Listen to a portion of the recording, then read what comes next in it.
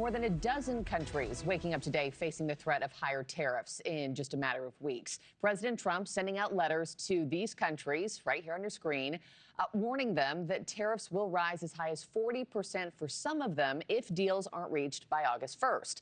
NewsNation's Tom Dempsey has the latest from the White House on this. Tom, could even more countries be added to this list?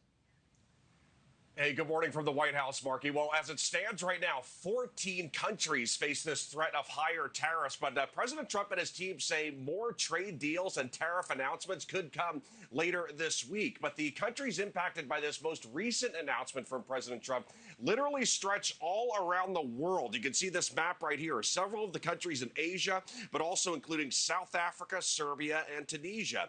These countries could see tariffs climb to at least 25%, all the way up to 40%, as you mentioned. In letters to the leaders of Japan and South Korea, President Trump writing, quote, "Please understand that the 25% number is far less than what is needed to eliminate the trade deficit disparity we have with your country."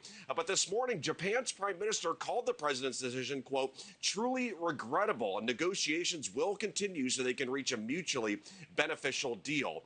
This all comes as President Trump once again extended the timeline for countries to negotiate deals.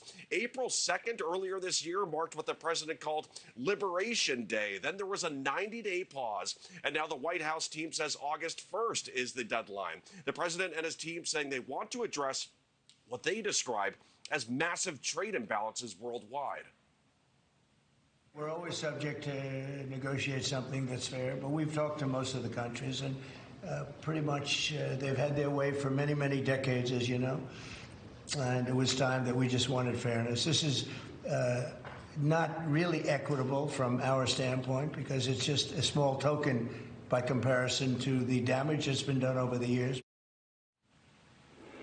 At least one Democrat, Senator Ron Wyden from Oregon, criticized these changing deadlines, saying that President Trump's threats become less credible when he does something like this.